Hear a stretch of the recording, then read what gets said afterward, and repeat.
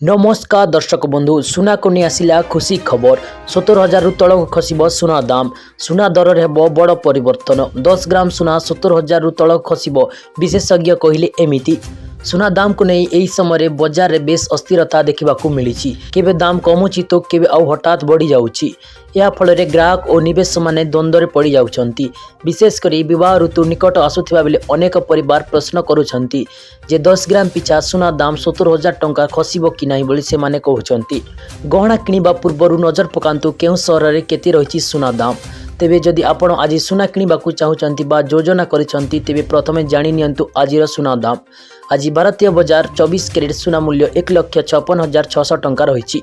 सेहीपरि 22 carat सुना दाम 1,43,550 टंका को छुईची। सेहीपरि राजधानी भुवनेश्वर 24 कैरेट सुना मूल्य 10 ग्राम पिछा 1,56,600 टंका रही बेले 22 कैरेट सुना मूल्य 1,43,550 टंका को छुईची।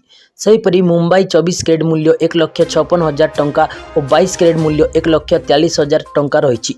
नवा दिल्ली रे 24 कैरेट 1,52,500 टंका रही बेले 22 कैरेट 1,39,800 टंका रही। दक्षिण भारत प्रमुख सहर चेन्नई रे 24 कैरेट मूल्य 1,54,040 टंका रही बेले 22 कैरेट मूल्य 1,41,000 टंका रही। पूर्व भारतीय प्रमुख सहर कोलकाता रे यथाक्रमे 1,56,600 टंका रही बेले 22 कैरेट 1,43,550 टंका रही।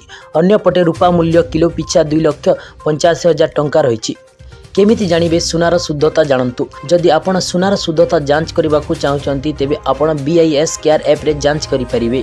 सुनार लाइसेंस नंबर हॉलमार्क किंबा पंजीकरण संख्या को भूल थिले आपण सीधा सलख सरकार निकट अभियोग करि परिबे।